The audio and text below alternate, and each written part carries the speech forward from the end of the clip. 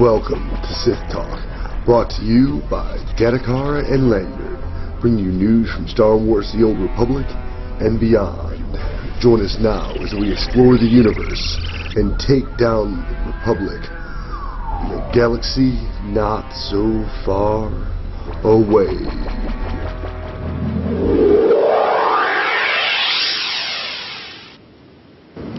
Hey everybody, welcome to another episode of Sith Talk.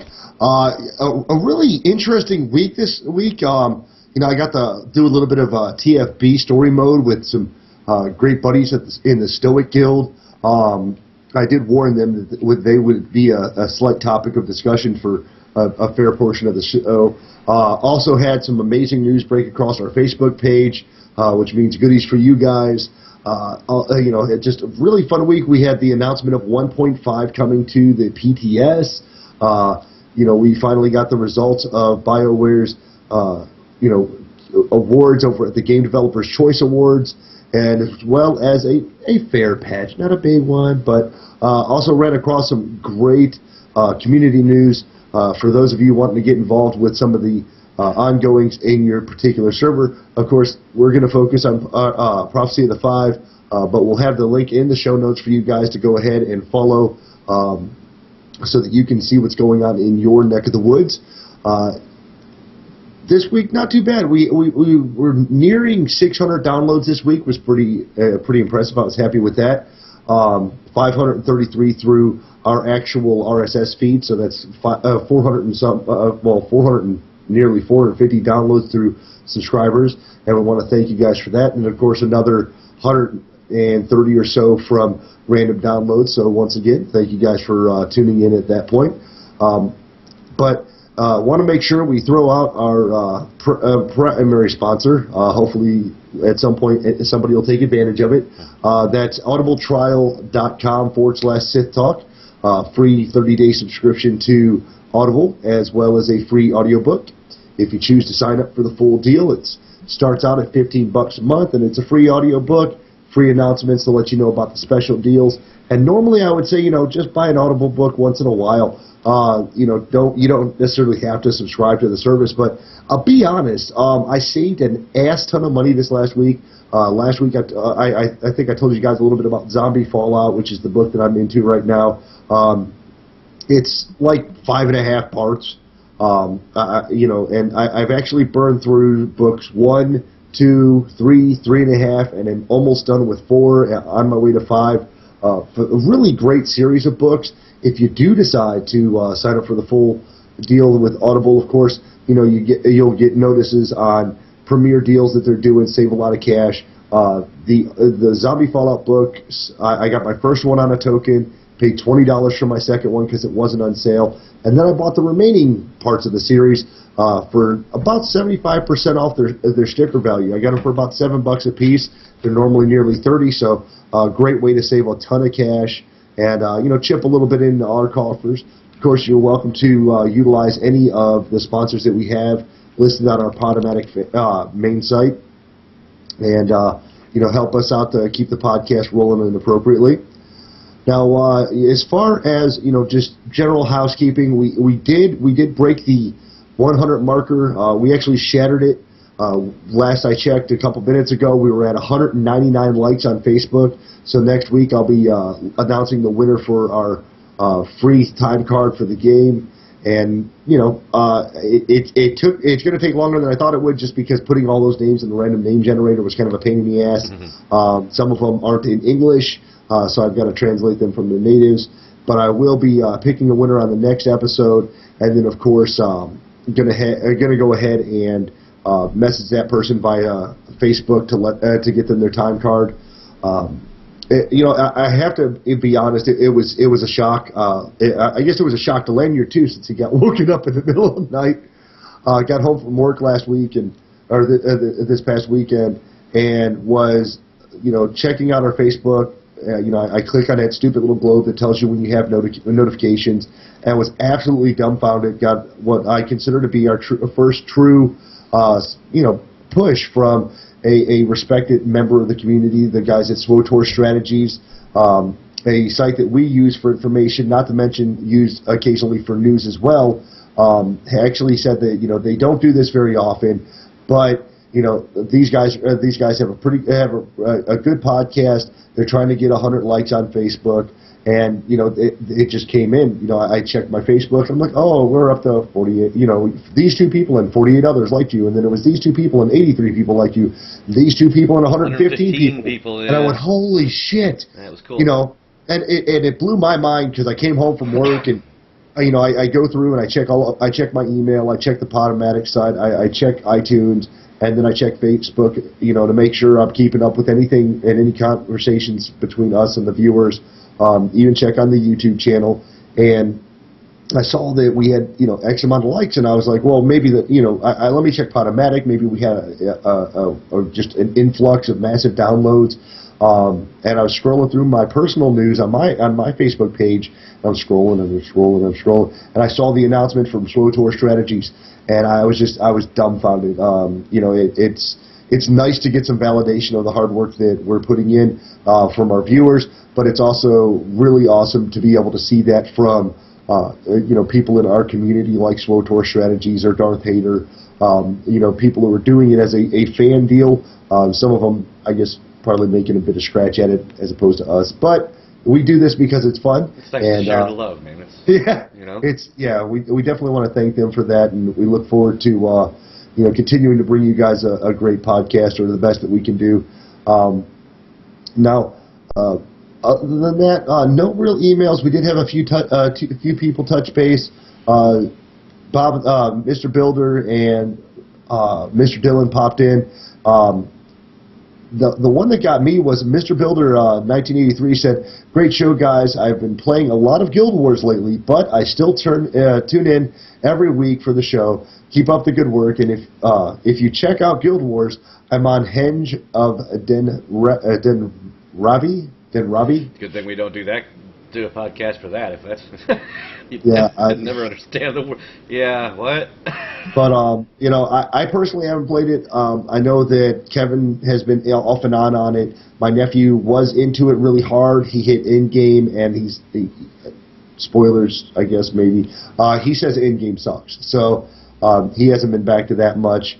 And then of course, Mr. Dillon says, "Great show as always. I had a problem with the game would stop patching a while back myself on a desktop I play on, and that was hell re-downloading everything fresh, and man, it was ridiculous to re-download the game the prior week. I wish I would have realized that the issue was more in the settings for my video card than it was for my actual game. But you live, you learn, and you're like a fucking idiot. But we do have a fair amount of news, as well as, in my case, a fairly interesting week. Lanyon, let's start off with you, man. What did you do this week? What did you have time to do? Well, I still working on Zuzu. Slow but sure. Turtle wins the race, I guess is what they say. But anyway, got her to 45. She's actually one bar off from 46 before this show, and been trying to do more flashpoints because I've got the experience bumped up to where you'll get the extra from the inheritance,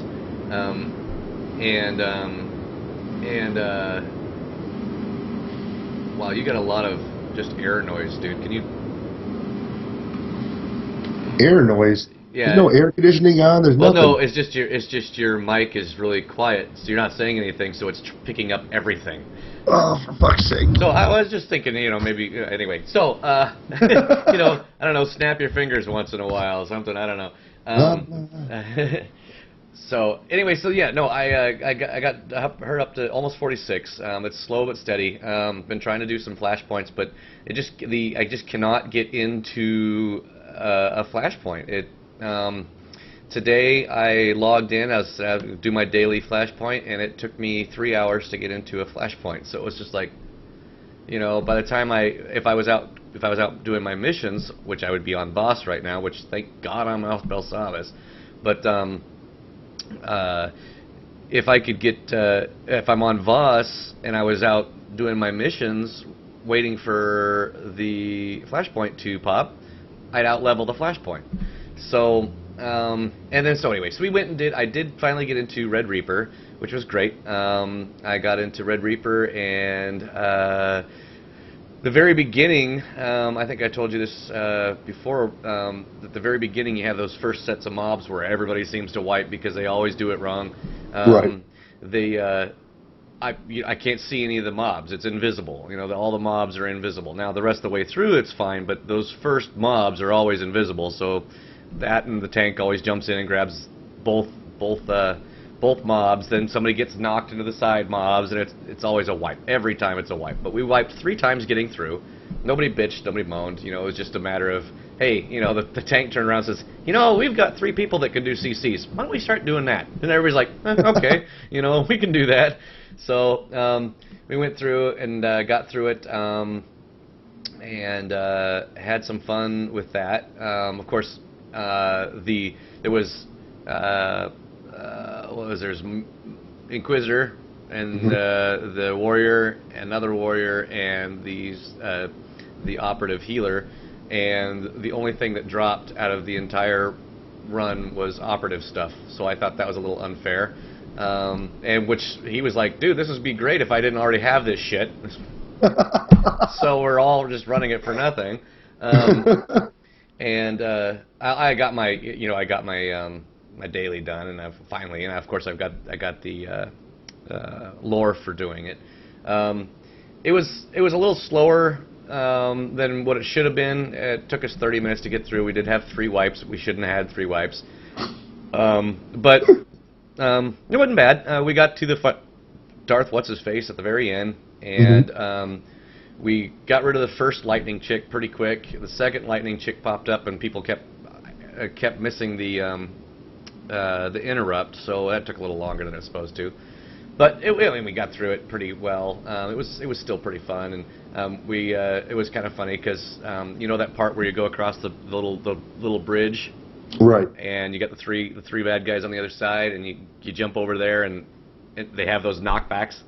Yeah, it was fun. I was in the process of typing, let's bring them back to this side, and because it's easier when the tank flew towards them.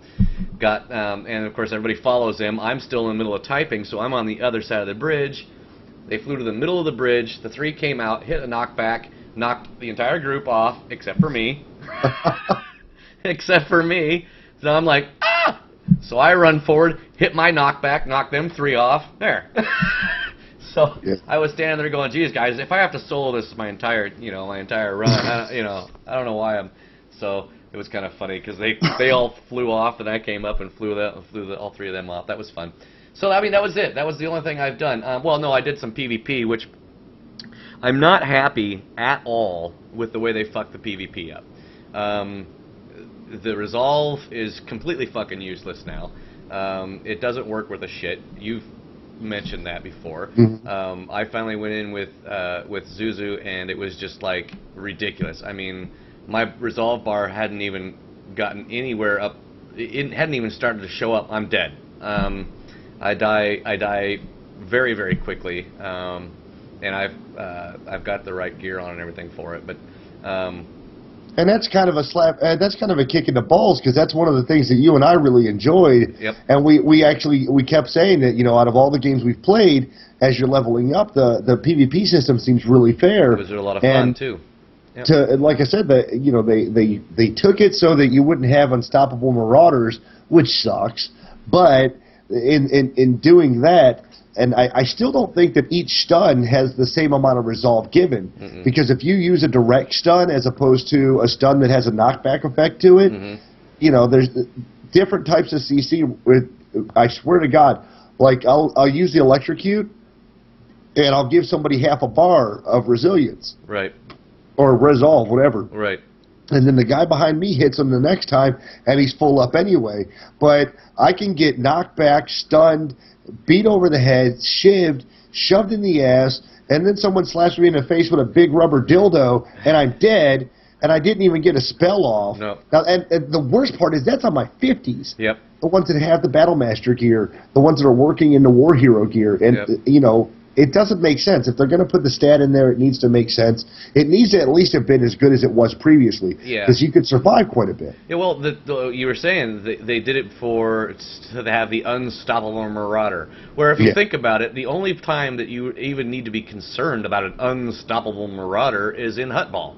So the one they basically quote unquote fixed one class for one PvP war zone and fucked everything else up. So yeah, I mean, I didn't like Huttball to begin with, as our listeners might know. I really cannot stand the spaceship one, whatever it's fucking called, with the doors and everything else. That one's completely a complete waste of fucking time. Voidstar.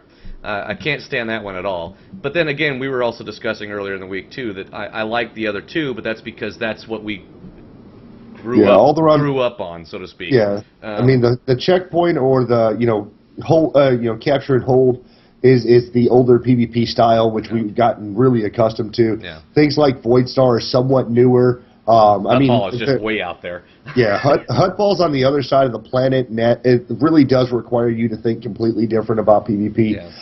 That's where the Unstoppable Marauders or the Unstoppable Sorks, as some people used to bitch about. That's where those really come into play. So I kind of understood the resolve thing. I think the math is just still fudgy. But you and I both said that any game where PvP is involved, when they make an adjustment for PvP's sake, it screws other things up. It screws everything up. Now, back to the different war zones. Now, I like Huttball because it's completely different. I don't personally like going into it because I just can't fucking get it. I mean, when we go in as a group, it's good because there's four of us that are, we're on vent. We can coordinate. But if I go in pugging it, it's a nightmare. Voidstar, I don't think even as a group it would be worth a shit, because I don't like the way it's set up. I don't like the way they have it set up at all. But I did have an enjoyable Alderaan. That was some fun. I had a complete fail Navari Coast, but that was still some fun. So, but I mean, it was because there was some funny shit that happened. I mean, I hit a knockback on some guy and he flew funny, and it was just kind of funny the way things happen. I finally got to do the quest that I've done 3 other times now. With must have been on Belsavis. It was on Belsavis. I finally got to do the one where you get to fake the voice, and I fucking love that. In fact, I love it so much I recorded it. That's when you. Oh no! It was that one. That was the one I did. Okay. But then there was the one where I go back to my cult. Yeah, I wonder if I can throw that in here. I'm gonna work on throwing that in here, and then it's really short. I think it's funny. I want to share it with everybody. So go ahead and we'll to finish up. My week's done. I mean, I can't think of anything else I did. So we'll go with that, and I'm gonna see if I can find that video and throw it in here. That's cool. Yeah, I mean, I had a pretty busy week. Like I said, I've been doing a lot of PvP, doing a lot of flashpoints. Actually got my first run on TFB with most of the guys were from the Stoic Guild. And so I was busting ass this week. I want to say, I love PvP, and I still do enjoy it. It frustrates me how Resolve doesn't work appropriately, or in my mind doesn't work right. I mean, some people may disagree. They may say, well, I stay alive much longer. Well, of course you do, because the guy who's getting stun locked to death doesn't get to kill you.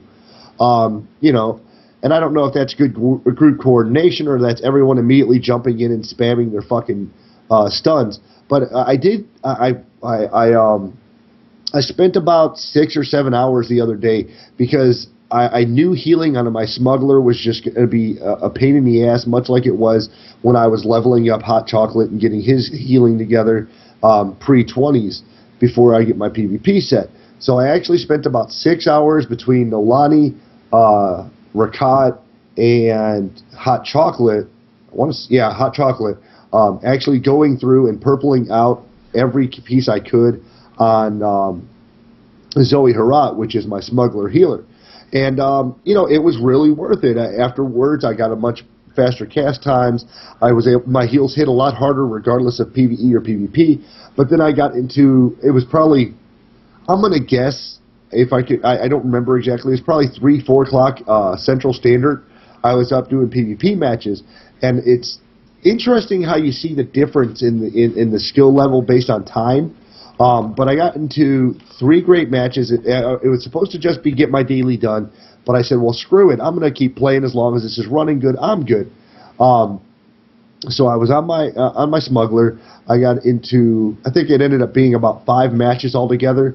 And as everybody knows, you have to keep requeuing. So the fact that I was in the same group with these guys is pretty much dumb luck. Wow. It was the same group the entire time? Yeah. So I wanted to throw them in as my pub side LFG heroes since I was able to have that. That was Cornholio, Casca. Yeah, Cornholio. Oh, dude, I was so happy I saw that name. I was doing the skit the entire time. You want to give me TP for my bunghole. But there was Cornholio, Casca, Hung Fu, Haiwan, Hondo, Miss Fess, and Visakiv. Some of these names are awesome. I was in every match with those guys for about 5 rolls. It didn't matter if we were doing Alderaan War, Novara Coast, Hut Ball, we did Void Star. It was just amazing because it wasn't just, there was a little bit in chat like, where are we going here? Hey, we need this. But it was constant communication that was necessary in chat. Right on. And it was, like we say, if you could have voice chat just for PvP, in some cases that would be good, in others it would suck balls. But to have a group like that through the LFG program for PvP, consistently being a good group and just pummel people was really awesome. Every one of them remembered that I was their healer, that I got 3 or 4 votes every time we ran. Nice. I was doing 150,000 heals, and given the fact that I can only spam like 4 buttons right now, is pretty tits. Right. That was on Hot Chocolate. No, that was on Zoe Harat, my Marilinian smuggler. Is this the one that you renamed? Nope. Is this, I didn't have to rename Zoe. I actually alt number 12. What is it? I've never heard of Zoe. Zoe was a character I had made on Fat Man, and I was trying to force myself to play a smuggler. And in lieu of the idea that Cathar didn't come to us in 1.4, I said, fuck it, I'd go ahead and try playing on her. And then I was supposed to be damage, but then I changed my mind because I was, Once like a healer, in your always case, a healer. Well, yeah, and I do really well on healers. That's good. Because I so suck it at was. It was just a ton of fun. Got in a bunch of matches, and it was ridiculous. And it wasn't even that I didn't die. A couple matches I died. We literally held grass for an entire match between 3 of us, taking on 4 other guys trying to take over our node. Nice. Because we kept getting there so fast. Yeah. And I never cared about my health. I just kept the main DPS up. Nice. And banged it out. It's just a lot of fun. I did get about a level per alt this week. So. Like Hot Chocolate's 22, Zoe's 17, Gazini's 20, I want to say 26 or 27. Wade Wells got to 34. Got to do some PvP. Yeah. I got Wade Wells to 34. I actually did some PvP with Jubu. Because I told him, I was like, dude, where are you? You said you went to PvP, and he was like, oh, I was going to go to bed. I was like, well, I was in a run. I got done with my shit, and I came right over. Yeah. He's like, oh, okay, well, let's run a few. Yeah. So we ended up doing about 3 runs with him. Unfortunately, Wade was cursed with having to run the full 3, run every match just to get her weekly or her daily done. Yeah. But I actually respect Wade to heals. Just so her and Naga are exactly the same, just 2 different class types or class names. Hot Chocolate and Zoe are pretty much the same, only 2 different classes. But I figure it's a good way to level up quickly. It gives me the chance to have healers if I choose to at the top end. I can always go back and hook them up, because I've been doing that with Rakat, where I'll do my actual planetary dailies. Mm-hmm. I'll go on Rakat as DPS, and then to get my PvP dailies done, I told you I've been keeping 3 sets of gear in my bag. Right. I've got my main DPS set.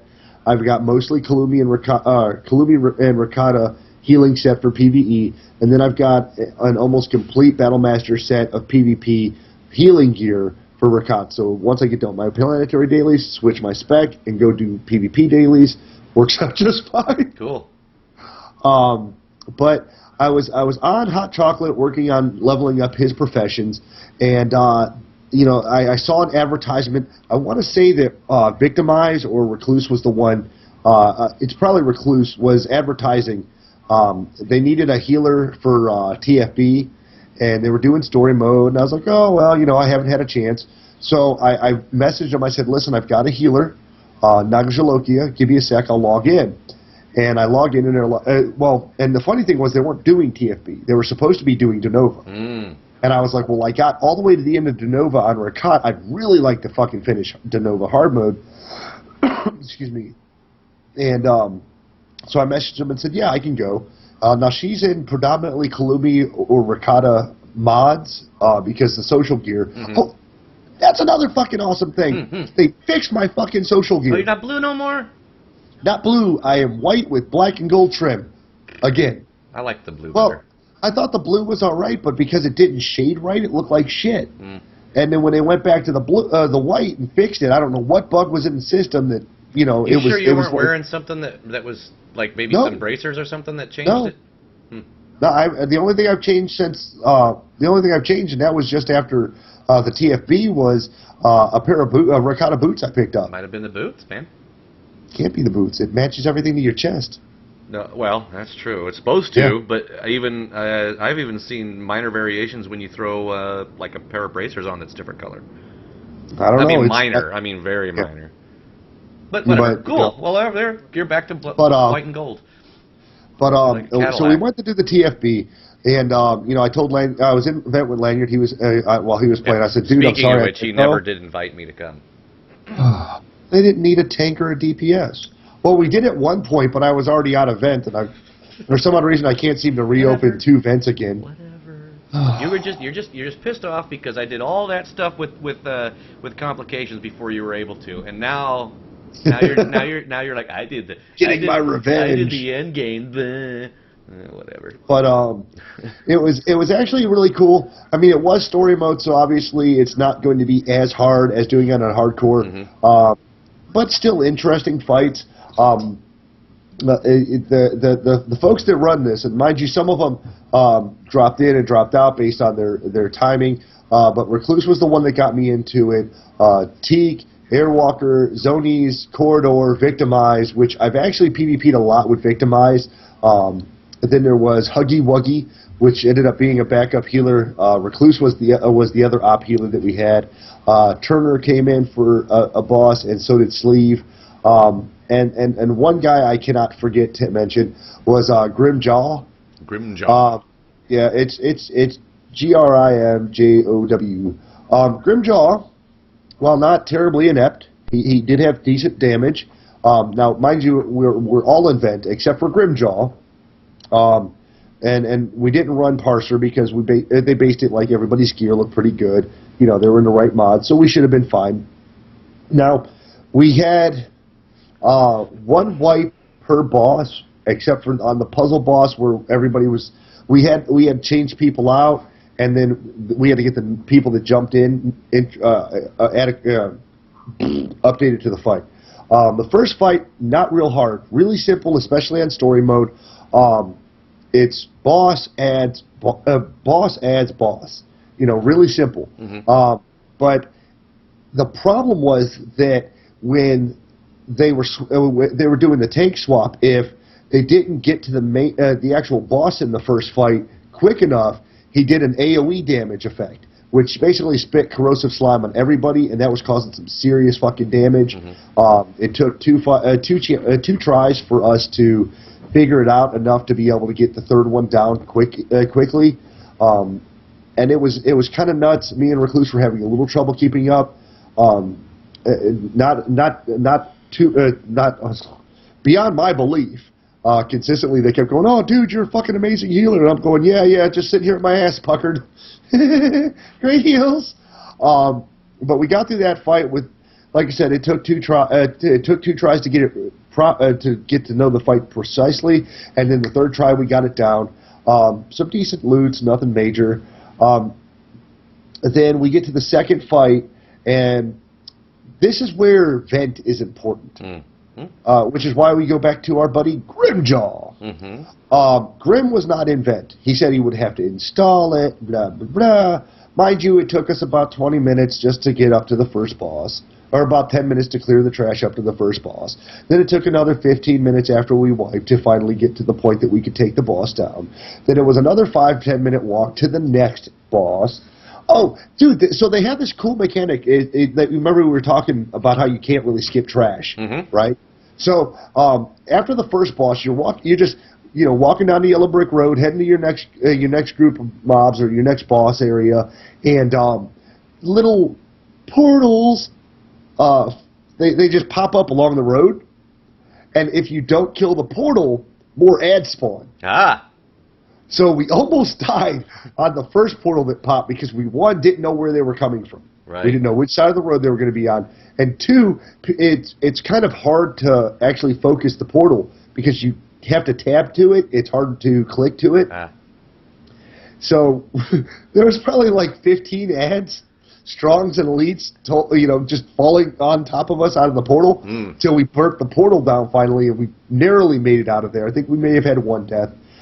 Then we get, and then we just did it all the way through. It was really cool. Nice. It was a different idea for me. It was kind of like for anyone who played WoW, if you went to the Sunwell, they had these guards, and you had to kill the guard quickly before you could move on. Because if you didn't kill the guard first, he would keep calling bosses to you, which just fuck your raid up every time. I did that at like 85 for a 70 raid, and we just got trounced. But we got to the third boss, or the second boss, excuse me. Now Grim's still not in vent, still hasn't downloaded it, made no attempt at the motherfucking thing, and we're going, okay, well, let's go. And we didn't jump through the doorway right away so that we could fall in front because we didn't know where the distance was to be able to keep from aggroing the mobs. So we stood right on the lip right before the drop down, and we all dropped in, and they're like, all right, let's go, right? So 9 of us make it in. Grimjaw, fucking out in the fucking, he's just hanging out, didn't get through the shield, whoopsie, and he's, the entire time, we're going, this fight? Well, yeah, but it's been a while, it's been a couple of weeks. And I'm like, dude, the run come out, what, 2 weeks ago? 2-3 weeks What's a long, why did it? Unless he did it on the PTS, but.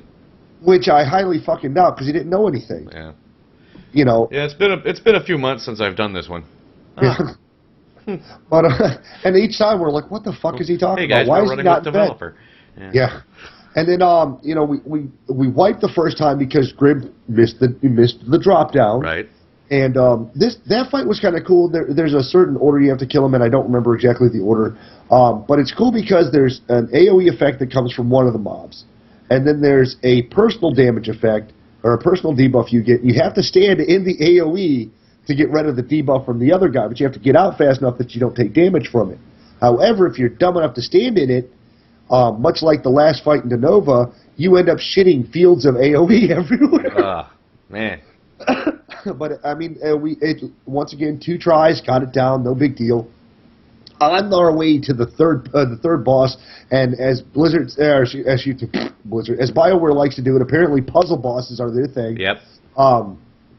The next puzzle was totally cool, and walking through it was very Tron 2.0. Yeah. Laser beams all through the ceiling. I like the floor. Data cores everywhere. The floor is the coolest looking thing of that game. It's in the floor. It's in the ceiling. It's everywhere. I want my floor to look like that.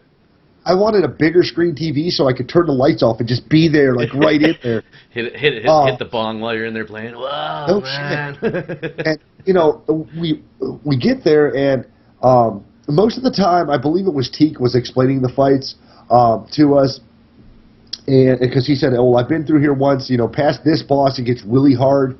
But Recluse had to leave after the first thing because, well, he had wife aggro. His old lady woke up. He had to, book it. So, he's a good husband, bad gamer. But he had to handle maritals. That's fine. I understand that. And well, then Teak and I believe it was Teak and Airwalker were on a short budget for time left. But Teak was willing to stick around for a couple of checks on it. But what it does is when you first show up, you have to click a control panel. Out of the 8 people in your raid, 2 people have to have each color. Right. So you do that, and it transports you past the barrier, and you're now in the room. Okay. Well, you have to keep track of who's what color, because we need it. You have to have one person of that color stand in the middle when the color is below where the boss is going to spawn, and then that person stands there. The other person has to run over to a control panel and unlock it. 65-second cast to keep the shields down on the data cores. So 2 of you are pretty much immobile. The other 6 are running around killing the ads and killing the data cores. Fun. Well, it is fun, unless someone like Grimjaw, who's not in Vent, doesn't realize he's supposed to click the fucking panel, and I die because I'm in the middle where I'm supposed to fucking be, while he's supposed to be clicking a fucking panel.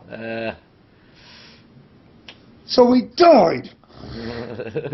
Because, once purple's dead, we're all fucked anyway. And that was my color, by the way, purple. That was one of the things we talked about. It would be really cool to be able to have that on your person if, like, it was one of the free-to-play coin options, like to have a purple aurora around you all the time. Well, there was purple, orange, yellow, and blue. Yeah. So yeah, I think it looks pretty cool. I mean, it's cool. I really, I don't know. I'm weird. I think I'm a big world graphics guy. I really enjoy when everything flows and everything matches, and you don't see a lot of seams between buildings and ground, that type of thing. So when I saw, and of course I have not been in there yet, but when I saw the video that Brutus gave, it was a Brutus. Brutus gave us. That was the coolest. I was like, oh, this is the dope. That's the shit. I mean, I would be so fascinated with what's going on around that I would have a hard time focusing on killing the boss because of cool. There's stars in the floor. That's awesome.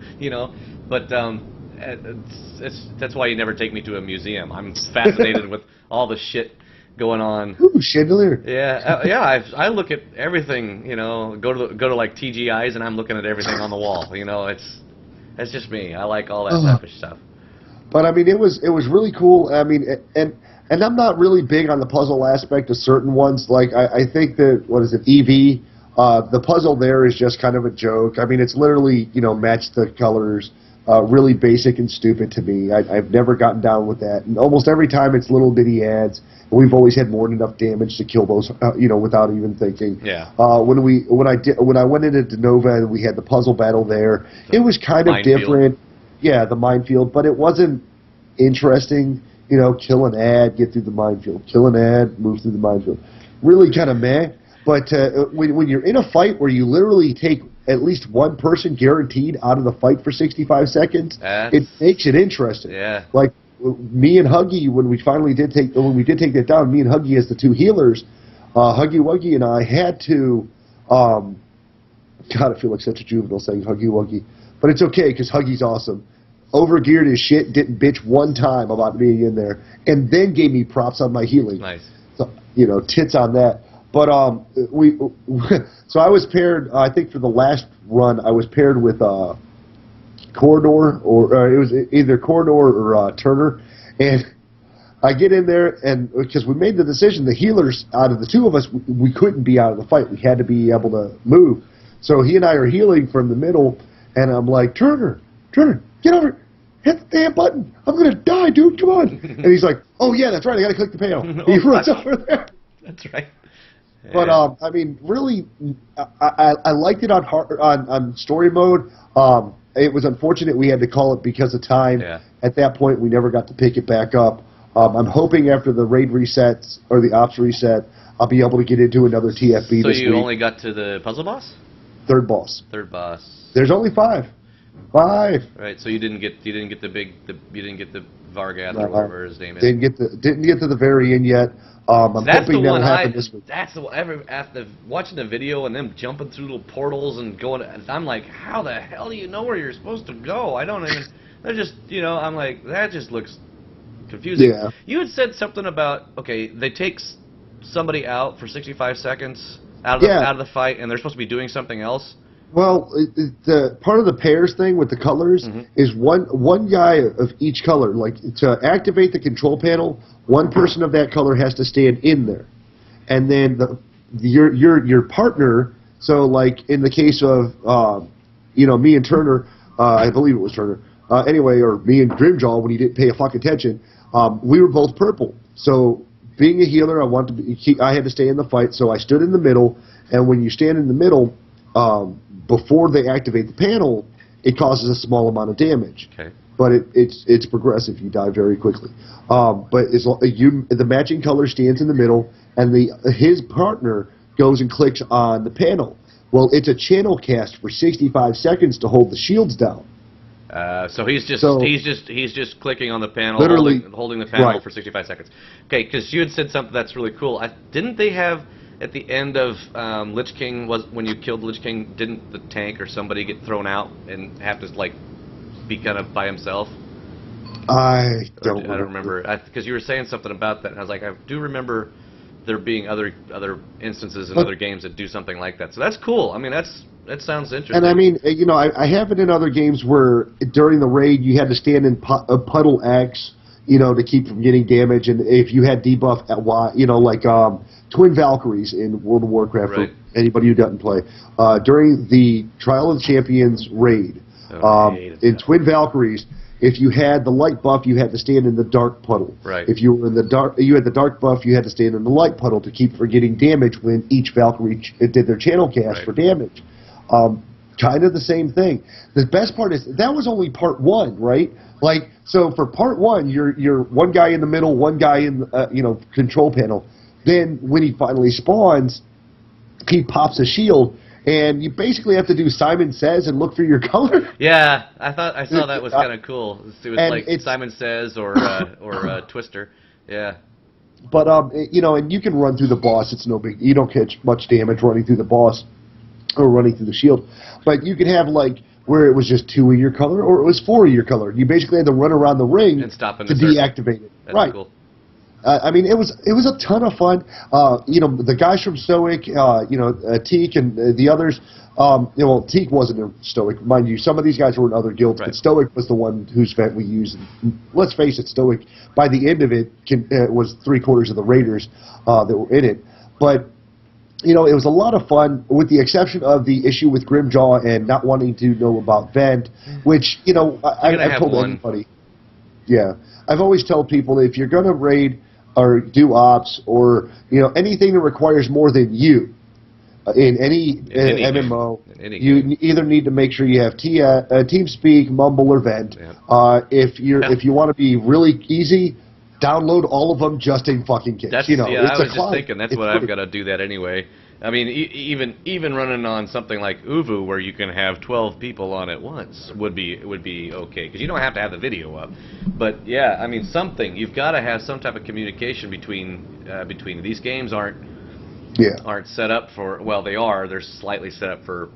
But you know what I mean, so yeah. Well, yeah, but in an op or a flashpoint, in ops specifically or raids, you really do need all those people, and you need to be able to communicate with them. But it was just a ton of fun. It was so nice to get into something I'd never been in before. I couldn't get into it on the PTS because they said I was in scrubby gear on the PTS, even though at that point I was wearing Kalumi and Taiwanese. Yeah. But no one wants to go in there because it's the PTS, so we got to be at our top, which is complete bullshit because we already talked to Brutus and we know better. Yep. But that was my week, man. Gearing up and.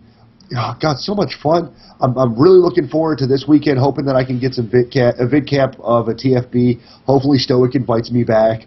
I would love, because I did add Victimize to my friends list, and I had a Recluse, so that if they need a healer, I'm there. Cool. And Rakat's totally geared out and probably doesn't even need the Rakata shit that's in there, but he'll go for funds. Yeah. One thing that did throw me off, now when you used to run De Nova, on. I don't know if it was story and hard or just story or just hard mode on Denova, but you got black mark. You got the black. Yeah, the black mark now it's only on hard mode now. Okay, well, with this one being the newest one, you get no tokens. Nope. You only get gear tokens. Yep. But there's a bunch of hidden treasure chests for everybody who wants the shit ton of fucking mats. So if you're a mat whore, go for it. I think on the hard mode on that they're going to be dropping the tokens or the gears for the new shit. Right. Well, and that's hardcore mode, I guess. But you know, it was just so much fun. I hope that I can get you in one this weekend or sometime soon. I got all day tomorrow. Yeah, well, I'm at work all day tomorrow. Well, then maybe I can't run Tuesday night unless they decide to give me Wednesday off, which they won't, because Christmas is coming and we gotta. Anyway, so I found that video. It's real short. I'm gonna go ahead and play it. Yeah, go ahead and pop it in. I don't know. It's probably not. I mean, just make sure your volume's up on it. Well, I'm gonna have to. Okay, yeah, I'll run it through my mic so that way you can hear it. Hopefully it works. Hopefully it works. So let's see how that works. So I think you can hear me. See if I can get it set up right. Oh, I had it set up. Come on, B, get it working.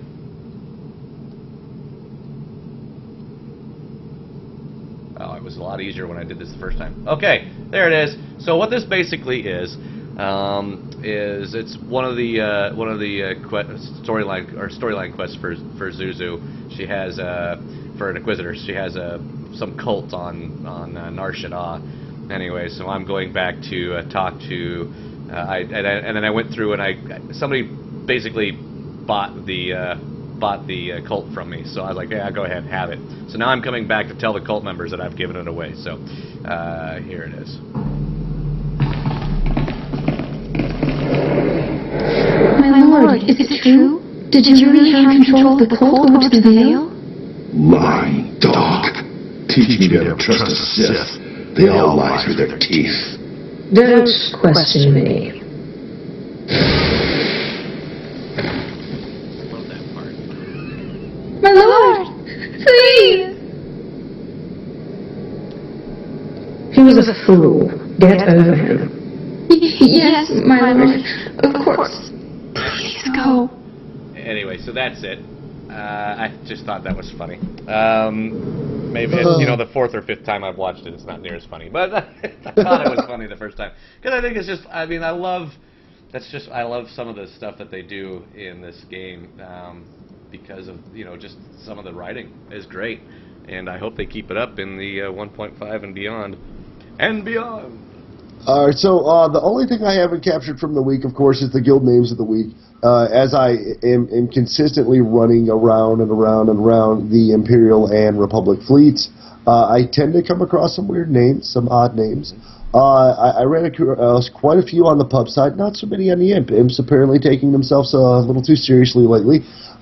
But I did find a fantastic group. I'm guessing they were hoping to be Cathar soon.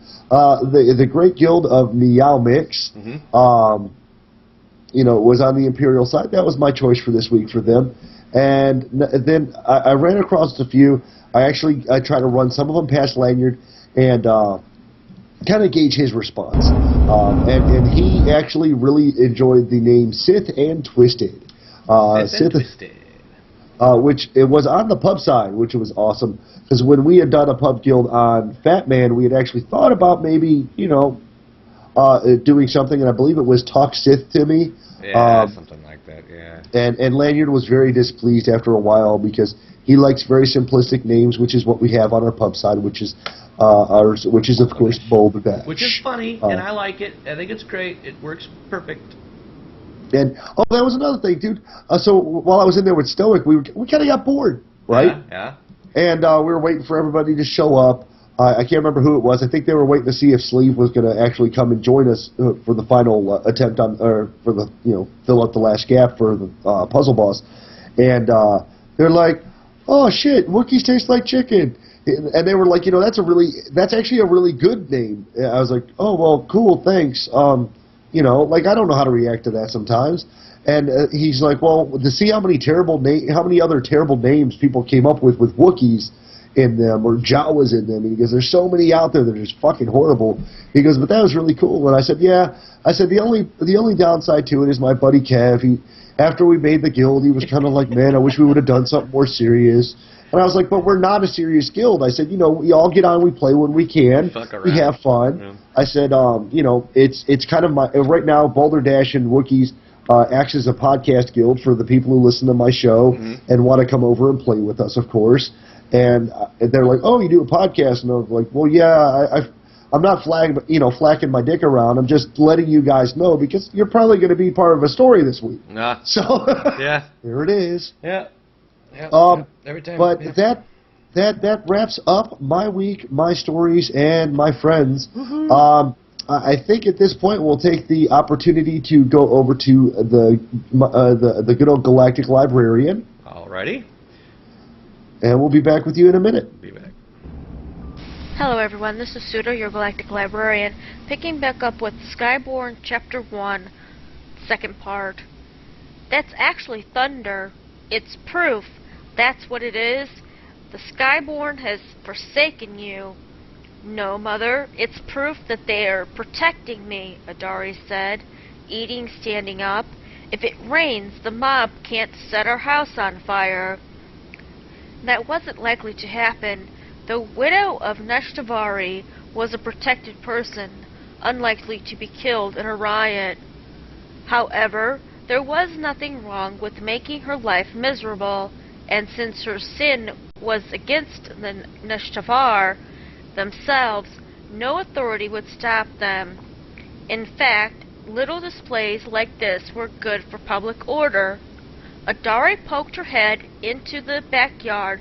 No rocks there, just the UVAC doing what he had done all year, taking up most of the place and being unfragrant. Emerald reptilian eyes opened long enough to shoot her a bad look. His leathery wings shifted, raking against the sides of the pen. The beast didn't mind the cooling rain, but the noise from the street had disturbed his royal slumber. Riderless UVAC were all sloth and bad attitude, but Nink hadn't liked his rider when he had one. He was Adari's least favorite thing, but he came with the house. In a sense, the house was his. In olden times, when a Neshtavari and UVAC rider died, the community had slain the deceased family as well. That practice had ended, perhaps the only time the Neshtavar had allowed practically to overrule tradition. UVAC were precious, temperamental, and attached to their riders. Stabling them with the dead riders' survivors often kept the beast sane enough to be useful for the breeding market. Not to mention, Adari mused, what it must have done for Neshtavar breeding. The riders hadn't had great social lives when death was in the picture, but since the change, UVAC riders had become highly sought after as mates in Kashari society. Adari hadn't sought Zahari Val at all. She was interested in rocks. Zahari was their equal for conversational ability. In 9 years, he had given her 2 dim-witted children, a description that seemed less harsh to her than maternally charitable. She loved them well enough, but they were showing no signs of being any kinder or brighter than their father had been. Foolishness bred true. She, the fool, for not running away. He was Zahari Val, the valiant young rider of the Neshtavar, on whom so many hopes rested. That was the line from the wake had mistreated Nink one too many times. One beautiful morning, the beast had flown Zahari far out over the sea and unceremoniously dropped him. Adari was sure she had seen a hint of satisfaction in the creature's bright green eyes when he returned home. She'd never gotten along with Nink before, but at least now she paid him some respect. When it came to Zahari, the Uvak had more sense than she did. Okay, everyone, tune in next week for the continuation of Chapter 1, Skyborn. Alright, and that's Lanyard giving me the finger. That means the pseudo episode is over. So, I guess at this point we'll go ahead and slide on into the news. Here's your galactic news. Look what you missed while you were sleeping. Alright, so we had a fair amount of news. I want to start everything off letting you know about the community roundup. We got a little bit in October here. Like I said, I'm only going to look at the ones on Prophecy of the Five, but the show notes will be able to link you to the remainder of that. And of course, you can keep up with most of this news through one of our sources, which is SWTOR Strategies, or if you're a fan, Darth Hater. They both have great websites to utilize. Now, it says here that the Prophecy of the Five World PvP event schedule, World PvP, it says this event schedule does not begin until Saturday, October 20th, 2012, which will begin with the third Saturday of the month. This is a list of PvP events, a list of a weekly PvP event schedule for open world PvP. This will be every Saturday night at 8 p.m. Eastern Standard on certain months that have 5 Saturdays. The 5th Saturday will be off. So that's just, it's all the way through the world. Nobody really hosting it, but an enticement for everyone to engage in world PvP. It's probably, I'm guessing, on planets like Ilum, where it's everybody for themselves, or Black Hole, or even going back to our good old useless hole in Tatooine and killing one another for funds. Then, of course, there's, on the Prophecy of the Five, the Guild Firestorm will be hosting an a war on Ilum. Firestorm will be hosting a war on Ilum. They have not set a specific date, however. They're thinking of Saturday the 20th and Friday the 26th. They'll have more details with an official post, but wanted to get some ideas first and gauge the interest level.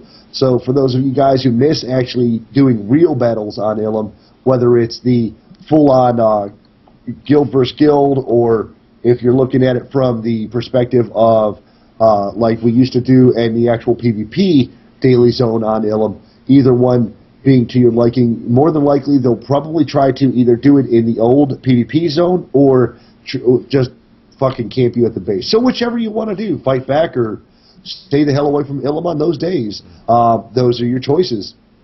And of course, as everyone may or may not have heard, we had the 1.5 patch on the PTS. Now, I was initially excited. 1.5, I thought this was going to be our PvP.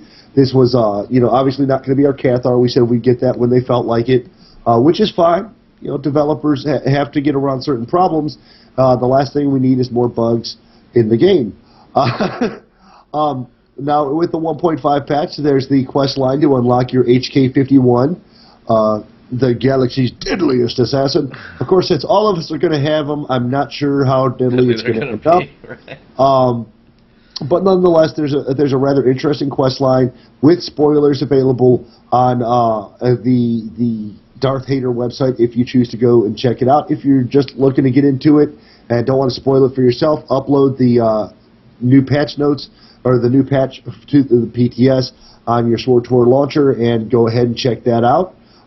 They did say something about putting your 50s and updating it on there, so I don't know if they're going to allow new transfers or if they're updating the gear, if at all, on your current characters. Not entirely sure. I haven't had a chance to check the PTS, being that I've been so busy on the actual servers.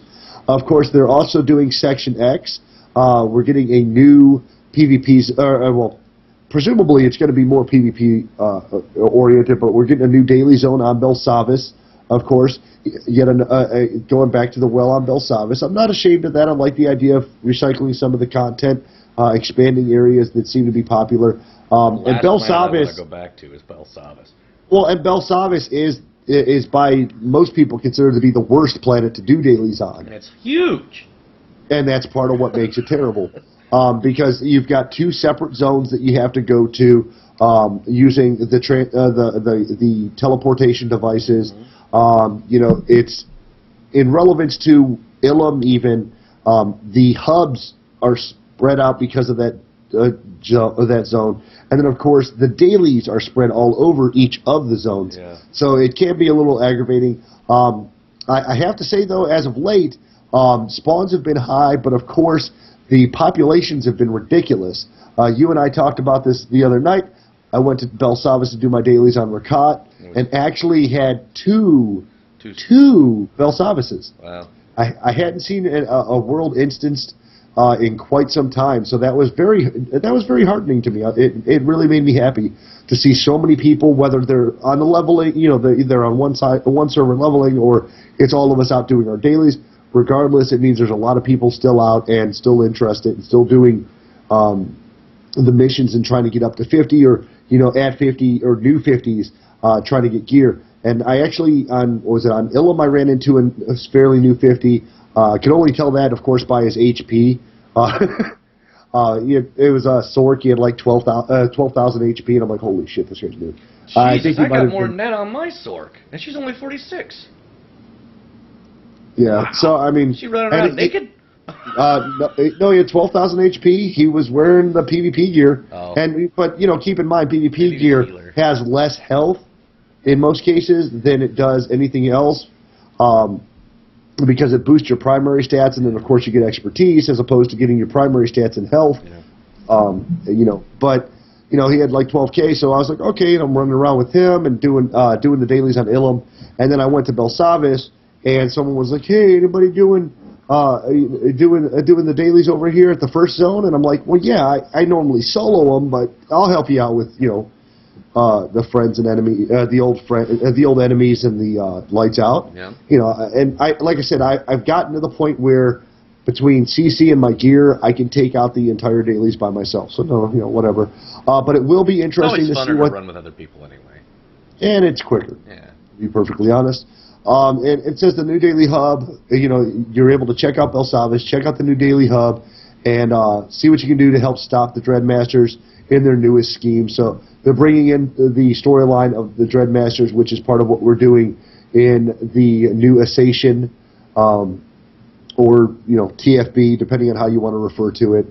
And real quick side note, we actually had a group, I believe it was Airwalker, who had said that he kept calling it a station.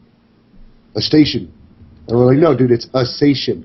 Right. Assassin. And he goes, well, I always thought it was said a station. I'm like, well, look at the spelling, buddy. You know? Right. And then, like, the whole group's laughing at him. So, I mean, it was easy. You know, little mistakes. Trolling on him.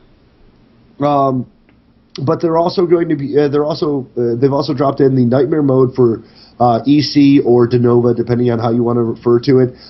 Take on even greater challenges and explosive conflict to earn the final pieces of Dreadguard set and more. So you'll be able to get in there, see what the new gear, see what the new hard or, you know, nightmare mode version of Denova is going to be. See if it's worth going through. There was a note about that. Here, sorry, I'm like a motherfucker today. Allison Berryman got with Jesse Sky, which is one of our, you know, newer devs, and asked Jesse to tell, you know, they asked, you know, what was, you know, big deal, you know, between Nightmare and the existing hard mode. Right. Jesse says that the numbers have been turned up in every fight, and mechanics in every fight have been modified. In some cases, there are new mechanics that players will have to learn. The differences aren't extreme, but they are present. They present new challenges in every boss encounter. The rewards are much more appropriate for the difficulty, unlike in previous Nightmare modes. So, while somewhat cryptic, we can obviously see that they're saying that the boss fights are going to be different. You can go in there knowing the hard strat and probably not be able to ace it because there's going to be new effects into the fight, which is always important. Mm-hmm. It's the first time I've really seen someone go, okay, well, here's the old raid, but here's a new difficulty to it, which is plus minus. I mean, if you want a challenge, and you want to be able to build up your gear with something that feels a little bit more familiar but offers a challenge, and that's what most raiders are looking for. They're not the new surroundings are cool, but an actual challenge is what they look for when you're a hardcore raider. So I think that will somewhat speak to the people that have stuck around. I don't think it's going to get anybody to reinstall the game if they've stopped or resell if they stopped, but time will tell. Mm-hmm. A bit of good news over at the GDC, the Game Developers Choice Online Awards. We did end up clinching 4 out of 6 top honors there. Star Wars was able to clinch the best new online game, best online technology, which I chuckled about, and I still do.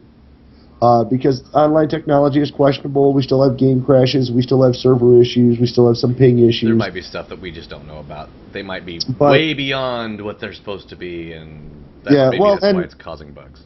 And to be perfectly honest, the technology that we have in this game, we've already said is leaps ahead of some of our other games we've played, and somewhere in between, or not, if not on par. Mm-hmm. But technology may not just be like, my ping is terrible. It's online technology also has to do with the online game itself, where we get voiceovers and cutscenes with fucking everything. Other games, not at all. Some games have tried to implement that. I heard, Pandas. Really? Apparently it's still not as good as what we have in SWTOR. So another nod to us over here. Secret World has cutscenes too, but it's not near as good. We also got best online visual art, which I would have to say the design and the worlds are very beautiful. I've gotten bored, and I wish that you could lay down appropriately so I could just lay down and stare at the stars on Ilum. Ilum to me is the most beautiful skyscape ever, and I've had it a couple times. That'd be a great screensaver. Just loop it. Oh, that'd be awesome. And then of course, best online game design. Once again, talking more akin to the amount of new and different changes that they've made over the course of this game. So more awards, more fanfare, always a good thing. Woohoo. Now we did have a patch right after the last show. We're gonna work through those real quick. 1.4.1. Let's see. Jedi Counselors saw a change in their shadow spec. Kinetic combat stasis no longer prevents force lift from breaking on damage and making its target take less damage. Sith Inquisitor Darkness, Eye of the Storm, pretty much the same thing as with the force lift. Eye of the Storm no longer prevents the whirlwind target from breaking on damage and making its target take less damage. Under companion characters, under general, it says companions now respect hide helm settings in the cinematics, and when speaking, no, you've seen that still working. So their hide helm still shows, their helm shows up. It either shows or it doesn't, depending on. I mean, you can have, like, for instance, I've got on my Inquisitor. I can't remember what his name is. The one that keeps hitting on my Inquisitor. I've got a mask right on him. And it's Talon, isn't it? I think it is Talon. Yeah, it's not the little gay guy. It's the other one. It's the first one you pick up. But anyway, well, the gay guy. Yeah, you're awesome. You're talking about your healer. That's yeah, the gay guy, the guy that's really into I want to see archaeology. that's Talon. Well, anyway, the first guy you get, he starts hitting on you and all that stuff, and I'm like, back off, bastard. Anyway, me and Kim got something going on. Anyway, yeah, I went in. He always wears a mask. I like showing the helm on him because I like that mask. Right. And went into a cutscene and he's not wearing it. So yeah, it doesn't. So may still have some issues with that one. Under companion specifically, it says Zalek, the Unify color option now works with Zalek's pants in combination with the neophyte robe. So apparently one specific piece of gear got missed out of it. Man. God, I love how people are finding some of this shit. Under crew skill missions now return the correct higher amount of materials. So more materials, depending, and being that I blitz so many crew skills up to the max level, I'm kind of glad to hear that. I don't know that by the end of collecting them, whether or not it will be more or less than what I was getting off of the auction house. But we'll, time tells. Under flashpoints, Maelstrom Prison, Grand Moff Kilrin's 5th Fleet troopers and gunners now correctly despawn if if the player group is defeated. Cool. So and then in False Emperor, it says Jindo Kree's ship is now properly destroyed, which is good. If I remember correctly, that was the bounty hunter ship that was having trouble being destroyed from time to time. Under operations, explosive conflict, calibrating shot used by the Imperial siege droids now reduces the damage taken by a smaller amount per stack. Let's see, over an EV, the correct higher amount of Rakata and Kalumi tokens are now dropped in 16 player modes of EV. In Karaga's Palace, once again, a little bump. It says the correct higher amount of Rakata and Kalumi coins now drop in 16. Under TFB, it says killing the tentacles while the terror from beyond is enraged in Phase 2 now properly damages the boss 5% of its health instead of 15. So that actually makes it a little bit harder. That's good. In 16-player hard mode, the Terror from Beyond Enrage timer has been increased to 9 minutes, and then the tunneling tentacle buff on the Terror from Beyond no longer appears in story mode. I'm kind of creeped out by the tunneling tentacles. That sounds like porn. Under Group Finder, it says players are no longer able to revive in place while in Group Finder in Ops or Flashpoints.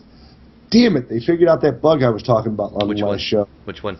Well, remember I told you we kept doing the revive thing, and it was, you revived to your previous location, kept reviving you in the spawn, right there? Right there. That kind of sucked when you didn't know about it, because you pop up, okay, yeah, I want to return, and you're right under the bob. That kind of sucked. It was like, oh, shit. It was cool until it finally got right and kicked us all the fuck out. Yeah. But it was a bug nonetheless, so they fixed that one. Maybe. I'll have to get into the ops and see if that works. Personal starships now remain docked at the previous location when a player returns from a Group Finder instance after traveling to it from their ship. So whatever the last planet you were on, Ilum, Belsavis, Coruscant, you'll be portaled right back into your ship at that dock, nice. Not somewhere out in space, hopefully. Items. Someone blew the emergency hatch. That thing never worked. Under items, the Marauder's Battlemaster headpiece no longer allows body type 3 heads to clip through it. Yeah, that's handy. Oh, hey, look. This was on last week's note. The Voss Mystic armor has been returned to its original color scheme. I like the old color scheme. I would like an option. Right, go back and forth. Or make it black and gold. I'm more than sure there'd be a bunch of people flocking to it. Right. So you have the evil and the light side. Or black with like the red. Yeah. Under Legacy, elements of the Legacy panel now update without needing the player to log out and back in. I'm presuming that's things like when one of the early problems when they introduced the advanced speeders was you'd buy it and then it wouldn't hit right away, so you couldn't use your speeder. You had to log out and log back in. I'm guessing other items were in the same vein. Under missions and NPCs, the weekly missions can now be acquired consistently, which is good. Missions on Hoth, keeping secrets. This bonus mission now properly grants experience. The Jedi Consular mission, Chaos and Harmony. The boss in this encounter now attacks players correctly. Man, whatever. they fixed the Warzone issue where same faction matches play, I don't know, like I had the other day where I was on my Sith character and the Jedi Master was telling us that they were taking over Novara Coast. So that's good that we don't have to worry about that. We'll hear our respective voiceovers. In the Alderaan Civil War, players hit by a knockback while riding the taxi are no longer occasionally killed instantly. Who the hell got up there and was able to figure that one out? That is... Who got the... That's... Wow. Okay, then. And in Void Star, matches no longer occasionally end early and grant the win to the incorrect team. Whatever. That's always a plus. That PvP is always fucked My up. bigger issue with Void Star lately is it seems like in some cases, and I don't know if it's, just lapse of like peripheral vision or, my line of sight's wrong, but there are some matches I get into where the one team seems to set the bomb in the time it takes me to clear the bridge. Instantly. Or in the time it takes me to run, from my spawn down. The last one I played, they set the bomb, the door blasted. I died because I couldn't, I was up there trying to get through and I died, right? So I got put in the penalty box on the other side of the bridge where I had to wait for them to get across the bridge, right? In the amount of time that I got into the penalty box and got out of the penalty box, they had crossed the bridge, set the bomb, and were already through. There's something fucked up with that because I jumped down and I'm still following these people. Yeah. Now, granted, I landed, because I know there's a timer, and apparently that timer doesn't actually set when you land in there. It just 45 seconds, 45 seconds, 45. So depending on when you land when you get into the penalty box during that 45 seconds, that's right. Because sometimes it's 3 seconds and you're out. Sometimes it's. So I apparently landed right in there, but within 45 seconds they opened the bridge, crossed the bridge, set the bomb, blew through, and got into the next room. Yeah, and it takes like I think 10 to 15 seconds to drop the bridge, and then it'll take another 20 to 30 seconds to plant the bomb. Yeah, I mean, so it's like sometimes something... it just something weird.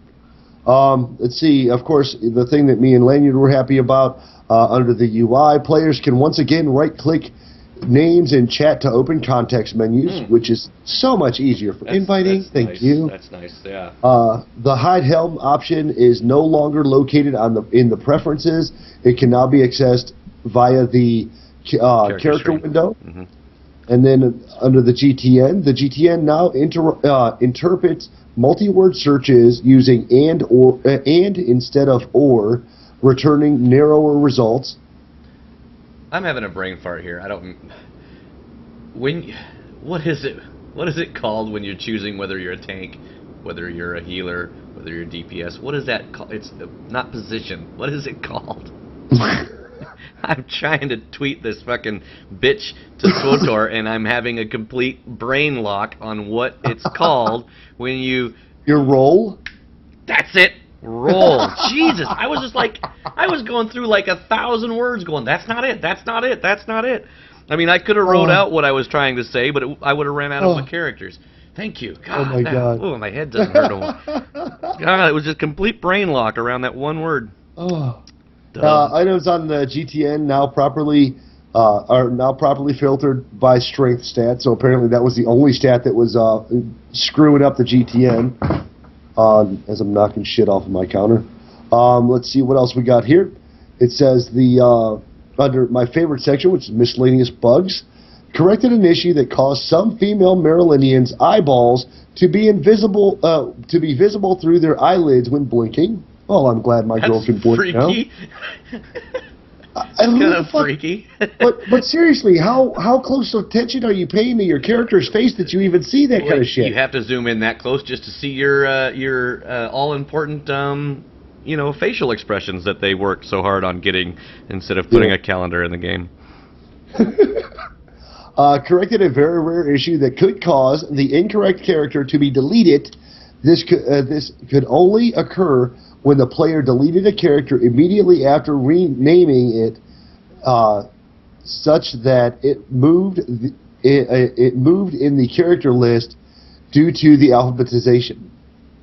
Whoopsie. Group characters no longer become stuck in other players' ships. Yeah, Brutus was having that issue. No shit. He'd get on his ship and there was somebody else was on his ship. Yeah, ask him about it. It's funny. He's like, I got on my ship and there's somebody else there. I'm like, what? He's like, yeah. I was like, was it just like I told him, could you talk to him and everything? He's, yeah. It was just like somebody else is on my ship. Oh, wow. I was like, well, that'd be kind of, well, ever since they removed the weapons from your companions, now they can't guard the ship. So anybody can walk on. They're gonna hijack your shit here. But I mean, that's pretty much all the news. I mean, we had some decent patches. Oh, let me do the 1.4.1a. Oh, right, which is always important. A performance issue that could cause hitching and stuttering, particularly when turning the camera has been corrected. That is a fallacy, good sir. What? It said they corrected an issue that could cause hitching or stuttering, particularly when turning the camera. Oh. Okay. Well, to get a frame of reference, it would be akin to lag, right? So I'm turning my character, or I'm spinning her around, or I'm driving around, and I turn my camera real quick, and it locks for a second and then pops. Oh. I've noticed anything like that. And I don't know if everybody's having this issue. It might just be me. It might be something I need to adjust on my computer. As of late, specifically since the 1.4.1a patch, I have sudden lag spikes. And I don't know if it's a video lag issue or it's a server lag issue. I'll be attacking something and it'll stop and then it'll pop. It'll just boom. I turned off all the overclocking. Everything's running on standard. So if it's probably my video server side.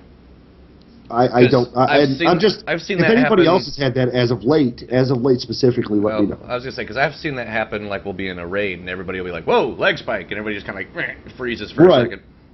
And that was happening to me in PvP and PvE. And when I'm healing, that shit's detrimental. I mean, we had Airwalker was having lag issues, but he knew it was home side, where there was a 3-second ping issue from time to time on his router. Wow. Yeah. That's 3 seconds in the MMO world is a long time. Yeah, well, he was still beasting it up, man. And with that new self heal, of course, that was a godsend for me. If you talk to Recluse or you talk to Huggy, they would both tell you that I'm a really good healer for everyone else. But the last person you remember to heal is yourself. You're so giving, Yeah. You should get out and do something for yourself once in a while. Well, and of course I'm happy to get my health. Run a hard flashpoint where all you heal is you. Oh, dude, that'd be epic. I'm always giving for everybody else. I give. Would someone fucking heal me? Right. Oh, but yeah, Recluse and Huggy had to heal me left and right. It was actually really kind of embarrassing. One of the few times I died, I think I died like twice. One was because I had tapped right about the time I should have healed, or I was low on health and I was out of force, so I tapped and then used my self heal. Unfortunately, we got the AOE damage from that first boss in TFB, and that pretty much fucked the code. Yeah. And then in another instance, we were running past the portal, and I dropped the puddle, and because of all the people I was healing at once, I actually had a massive aggro spike. I was tempted to keep going. I mean, I want to make friends of Stoic and Teak and the other tank that were there, so I didn't want to piss anybody off, but I kept going in my head. Like to sell aggro, please. Like to sell aggro. Selling aggro, great prices. Don't you have an ability to? I do. I have an aggro wipe, and I was using it, but the cooldown's pretty long on it. Yeah. But, I think I have. I think I have 2 on my Inquisitor. I think I've got one that you can actually put on somebody, and use like let's say the healer's getting a shitload of aggro. I can actually click on him and hit this thing, and it removes the aggro from him. But I've never used it. I never use it. It's on like a bar that I don't. I don't know. Mine's a blue hand, and it just wipes out. I got a blue hand, and I got another hand that has a different. Anyway. But that's it. That's for the news. We'll come back to some BS after a little bit of love from Brutus the Loremonger. Brutus, what are we talking about today? Mandalorian Wars again. Get deeper into the Manda-hole. Getting. Watch out for the tentacles. Holy shit! That's the name of the show for the week. Which the one? Manda-hole. Manda-hole? Manda-hole or Manda-hole. Manda-hole. Got it. Hello, this is Brutus, the Loremonger speaking, and I'm going to continue talking about the Mandalorian Wars. Now, after the first battle of Cathar, which completely devastated the planet and almost completely made the Cathar species extinct, the Mandalorians still continued raid and crusade, or whatever you want to call it, gaining ground on the Outer Rim territories that were outside of the Republic territory. Now, also at this time, they were called the Neo-Crusaders, being that they were launching this war against the Republic and other worlds, bringing with them their culture and stuff like that. But it got to a point where the Mandalorians can no longer expand outward in the Outer Rim territories. It's not really explained, so I cannot give you that information. But we get to the point where you have skirmishes now with the Republic and the Mandalorians. It's, in my opinion, they were building up their war machine. They've conquered all this territory, had the economy, and then they started building up their war machine so that they can start invading the Republic.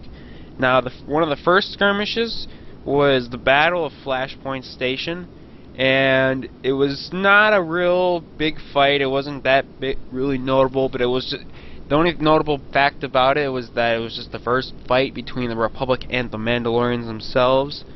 It was, all that really is known about it is that it was wrestled from the Republic. They kind of underestimated the Mandalorians, and so it was taken.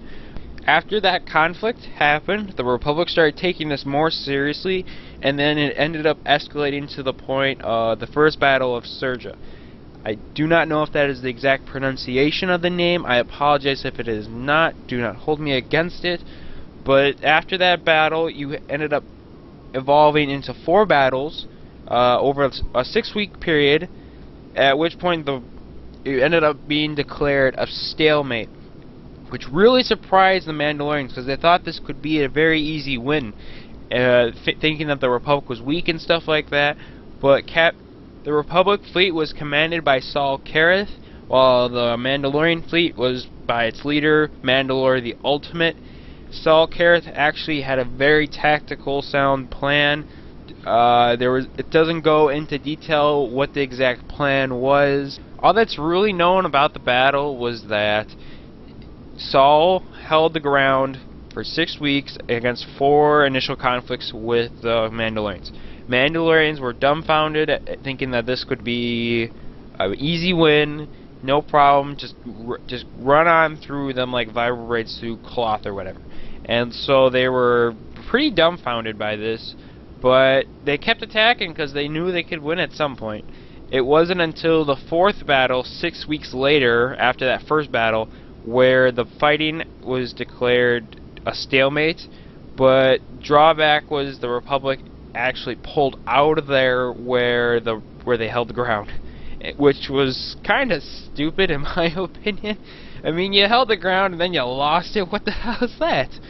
But because it was such a really good defense by Saul, defense official Cantor Stephens issued a statement proclaiming it's only a matter of time before we begin pushing in the other direction, where in reality they kept getting pushed back while the Mandalorians pressed forward until the Jedi eventually joined the battles.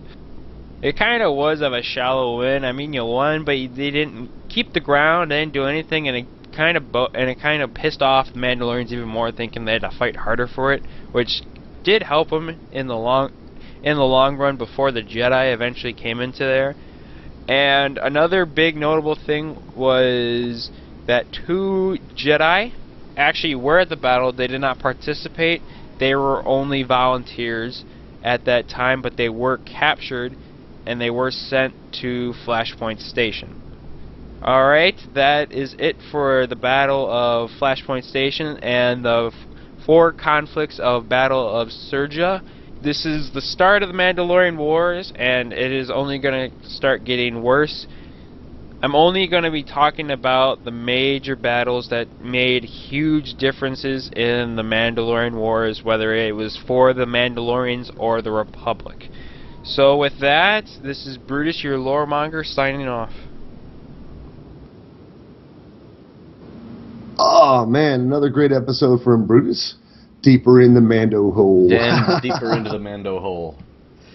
Oh man, sorry, I got so into listening to the "In the Air of the Night" by Phil Collins.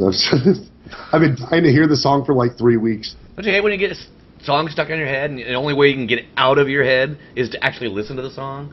Which is fine if it's like a song that plays a lot or you hear a lot, but when it's like an obscure song, you have to dig for it. Yeah, and the worst part is I have the CD in storage. I have his greatest hits in there because there's a few songs that I like to listen to. But that one particularly, like everybody goes, oh man, I hate that fucking song, but I live for when they hit the drums. And I'm like, no, the whole song is really fucking good. Yeah, shout out to his Genesis years. Well, it was the best time, man. The only thing he did after that was any good was the Disney movies. Oh, ouch! But you know, I don't know, man. I know your time has been strained, and you know, I still can't get enough. And now I'm doing dailies on 350s, and I'm leveling up the other 9 characters I guess I have, and I'm running 1, 2, 3, 4, basically 5 if you count my off heal. So I only have 2 actual just damage characters right now. And no tanks. Well, no, I do have 1 tank. Gazini. 1 tank right now. Gazini is the tank. Well, Gazini and Nolani are tank. I keep forgetting Nolani's a tank. Because she's a rate. Because we barely do any ops or flashpoints on her. Yeah. But she's a range tank. He's a up close and personal old school tank. And everybody says that, and I heard this from Recluse in the TFB, was that hey, you've got great AOE heals, or you've got great a certain amount of extra heals. I didn't even realize, and he had brought this up, that myself and the consulars got a self heal, but the other 2 healers, our ops and our bounty hunters, did not, which is interesting. I mean, they have some quicker or instant heals, and they have. I mean, unless he just totally forgot to fucking buy the spell, which is possible. My bounty hunter has a self heal, sort of. I just can't remember what it's called. It's limited, and it's got a cooldown on it, but it does have a self heal. It's not a big heal. And I've got another one that like ticks off. Mine gets for like 7,000. Yeah, and then I got another one that ticks off a little bit. Well, anyway. I mean, you do have things like rapid scan. I guess it depends. It depends on the tree you go up, I guess. Well, I don't know if it's just the tree or if it's just because that's the way the classes were. I haven't gotten that high into the tree, and I haven't gotten that high a level on my other character, because the first one you were supposed to get at 16, and then it was going up from there. I mean, you do have things like, was it the Koto Overload, right, which grants you 15% of your health over the course of 14 seconds, 4 seconds, or some retardedness like that. Yeah. But that one has like a 3-minute cooldown and really kind of worthless, whereas I've got Unholy Presence. You'd be surprised how much that helps, dude. Well, it can be an ass saver, but it's not as good an ass saver as something like Unholy Presence, where you hit it and it's almost, a well-geared Sork at 50 could see 7,000 to 8,000 instantly. Up the heal tree, right? Right, and that's I don't get that much, even near that much on. You're probably seeing about 3,200 or somewhere near there. Yeah, it's more like 22, 25. Well, once you get to 50 and get more gear, the baseline will be around 32. Yeah. Or was when I was playing with Naga Spec, but it's interesting because I mean, on the operative side, you have you have HOTS, or you have a few more HOTS. You have a few more heal over time spells. You have heal over time scans, whatever. You have a few more instants. The cast time on some of the shit's a little bit lower, but really ops and bounty hunters are starting with the exception of their Kolto bombs, which really don't last fucking long. I'll tell you that right fucking. In relevance to my puddle. Oh, the puddles are the bomb. Which I decided when my consular gets the puddle, I'm referring to it as the golden shower. Woo! Because every heal every heal that they have has this gold or silvery tint to it, so everybody's going to have to jump into my golden shower. You know for heal. on the sage, you got this you got this really, I mean, OP attack. It's like I can't remember what it's called, but you basically throw force at this person. He's like, woof, woof. I mean, it's got a real quick kick down, woof. Well, my Inquisitor, she's going up the lightning tree. Finally got to the very top, and she got this thunder. You throw thunder at the person, and I love it. I mean, I'm 45, and I'm critting at like 29, almost 3,000 a hit with those. Now, granted, it's got a little bit longer cooldown, and it takes a while to channel it, and it's awesome too because it's got this great sound effect. I know you don't listen to the sound on your game, which I cannot play a game. I do from time to time. I can't do it all the time because after a while the sound of either the lightsabers or like the other day when Kiwi was spamming heals out from Bounty Hunter on you. You know, after a while some of those sounds get on my nerves. Yeah, but this thunder sound, it's like listening to thunder in the Midwest. I mean, because when you're building it up, it's like, and then when you hit it, it's just a loud thunder crash, and then it just kind of rolls off into the distance. Oh, it's a wicked and that's the one. That's if I remember correctly, that's the one that looks like the purple smoke ring, doesn't it? Well, it's got like a round ring in front of you when you're first shooting it. Now I've moved the screen around to get a better look at it because I'm always playing from the back, so I got this round ring. Well, I wanted to see what it looked like but basically it's exactly a round ring, so there's no depth to it whatsoever, which I think is kind of weird because I think it should bubble out a little bit while you're casting. But and then when it shoots off, it shoots a big round like attack, and then it's pretty cool, man. Well, I'm glad you got that because that was your big thing you were talking to Kevin with. Like you like the lightning and the staticky noise it makes, but you were looking for thunder. You wanted thunder, and that thunder sound is fucking wicked. I use it every time now. It's like one of my first initial attacks. I hit the green dot, whatever the green stuff is. It's a dot of some sort, and I hit that first. Affliction. Yeah, it's affliction. Right. It's the first. It's an instant cast. Boom. Hit that first. That gets their attention. Kem goes running off to kill, and then I'm casting the thunder thing, and it boom and hits them, and then instantly on the red dot, and then I love it. It's great. I love her as far as leveling. And she's not so bad in flashpoints. It's kind of fun in flashpoints, and it's just a matter of getting used to having to run around and then face shit that I want to knock back, standing on their feet to electrocute them. Some of the stuff kind of bothers me, but it's just a matter of readjusting a little bit. And of course the lightning storm is fucking wicked. But PvP, it's just she's not worth a shit in PvP. She's fine at like holding, I can hold a... Everybody assumes that I'm a healer, I think is what it is. Oh, there's an Inquisitor, mark her as a healer. I'm not a healer, stop trying to kill me. Well, that happened to Jubu too, because Jubu plays on his consular, Sage, and he's damaged, but he got tagged just like I did for healing, and he was like self-healing. Yep. Okay.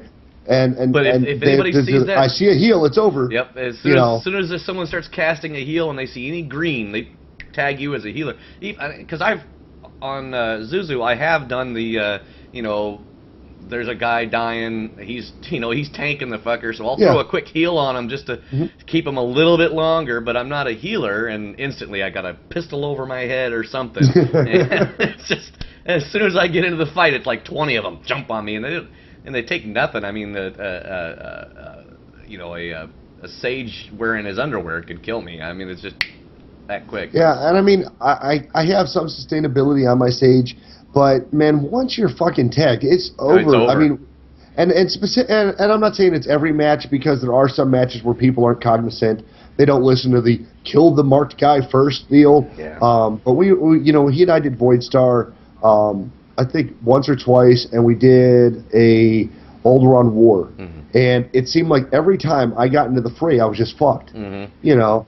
And it's just spend more time in the penalty box than you do on the ground. That's me normally. Yeah. I always get the top marks for the most deaths in a match. You know, everybody's got like 9, maybe 5. I got 11. It's like, but and then when I'm in on my smuggler, now that she has the ability to just vanish, dude, that is double hits. It's fucking awesome because I'm like, oh god, I'm gonna die. Oh wait, poof, bye. Yeah. You know, run around the corner and, you know, I'm out of combat for a couple seconds and heal up. Heal up, yeah. It's so fucking nice. I still like doing PvP on I still enjoy PvP on Landry. Landry? Yeah. Oh, Landry? Nah, fuck, I don't run him for anything. I got him to 50 and that's pretty much it. I go in and I'm like, yeah, I just don't like running the Marauder. You know, I just don't. But I do like running on Lanyard because I don't, like I said, I don't kill anything, I don't damage anybody worth a shit, but it's just fun watching, you know, half their team beating on you, trying to kill you, because I got such good survivability on it. Well, and then like when I do PvP on Boot, it's kind of cool because she's basically the Marauder spec. I went up whatever the hell the first tree is, somebody can correct that, I don't know. But it's the first tree in the Sentinel spec. It's not, obviously that's not tanking, I guess, apparently, because Sentinels don't tank, whatever, retarded ass naming for classes. Yeah. But she wields 2 lightsabers and she just goes to town. And, you know, I've got a specific rotation that I use for damage, and I integrate some of that into my PvP rotation, and I blitz people. Yeah. If I can get a strong healer, I now understand how Kiwi felt when we were going into PvP, and he was like, all right, Pseudo, you heal me, Dano, guard me, and we are going to own this shit, because if I can get a healer or I can get a bubble on myself for a couple of extra seconds, I mean, I will literally hold off 3 or 4 people on her, and it's fantastic. Everybody keeps saying how Marauders are OP and they just are the worst to go against in PvP, but I've got a Marauder, so either I'm in the wrong spec, wearing the wrong gear, or I just don't know how to run that fucking character at all, because he just gets freaking pwned. I mean, it's just like, fuck it. What's the point? I don't even run this guy anymore, so, yeah, maybe I'm just doing it wrong, but I don't really care. It's Landry, who cares? He's old, you know, he's just an old, gray, bald-headed dude. Well, I mean, in relevance, just kind of a point of fact for you. Like in my case, I'm using an in-game, I'm working on an in-game build, or so end-of-game build. I'm using the Sentinel, but I'm also using the Watchman spec, which, that's the first tree, which so far has been really good. I'm planning on going with I think it's a 2710, and she is just hammering people. It's really nice. I have a good, I don't use a lot of damage over time spells. It's almost all direct damage, so it's not like, ooh, I got you with a flamethrower, bye. You know, right? Yeah. Which is what I hated about playing Warlocks in World of Warcraft. Playing them or playing against them? Because I really enjoyed playing my lock until they fucked them all up. I guess they're back now, but before Lich, they were fucking off. I just go into PvP and go dot dot dot dot dot dot dot dot dot, and then just stand over here and watch you die. What was it? Perpigillium. When I was playing on her, I actually had a situation where, because she's advanced pyro, pretty much everything a few of the abilities she has are specifically damage over time, right? So this guy's just hammering away at me, and I'm like, oh man, I'm barely denting him, and he's starting to die, and we're literally hairs away from killing each other, and I died. I'm like, son of a bitch. And then he keels over. And then right as I respawn, it says, ta-da, 10 kills, and 25 kills, and I went, huh? Ha-ha! So I immediately ran over there and capped that point because no one else got over there. That's the one fun thing about dotting up people is, you know, you dot, then they kill you, and they're thinking, phew, and they turn around and keel over. Well, and if you've got a damage over time ability on you, or a debuff from a damage over time ability on you at the time, you actually don't have the ability to self-heal. So you can't use your self-heal. You're still in combat until that damage over time is done. Depending on what kind of healing ability. If you don't have a healing ability, you're shit on luck. Yep. So guess what? Or a way to shit on remove luck. it. Yep. Right. Yep. Yeah, that's But- the fun part about it. I like doing that. God, I mean, with the exception of what, Gazzini, I think I've played on everybody this week, and I'm such a fucking alcoholic. I can't do it. I'm having my goal is to get Zuzu to 50 and have my 450s and say done. Until the Cathar comes out, I'm done leveling. I've got a Tomb Nun now, but it's like I'll play on him once in a while, but he's not a 50 goal. I want to get Zuzu to 50, so I haven't been doing anything else on anybody else, which I'm really neglecting him now. Granted, Landry I pull out of the closet once in a while, but but I really want to get back on. I'd like to do some more stuff on Lanyard, but I'm really missing running with Suiza. That trooper is so much fun to run on. So, well, maybe this week you and I can focus on helping my tank get gear, and maybe we'll do some ops on the other side of the force. That'd be great. But, we've had a great week, guys. Obviously, Lanyard and I had a fair amount of fun, even with restricted time on Lanny's side. He's still enjoying the game and still working hard. I do have to say, as far as I'm no longer doing the push to 50s. Everything is very much doing dailies, enjoying it, meeting people, enjoying the more MMO side. I've already seen the RPG. Now I want the MMO side of my MMO, which I obviously am getting a lot of.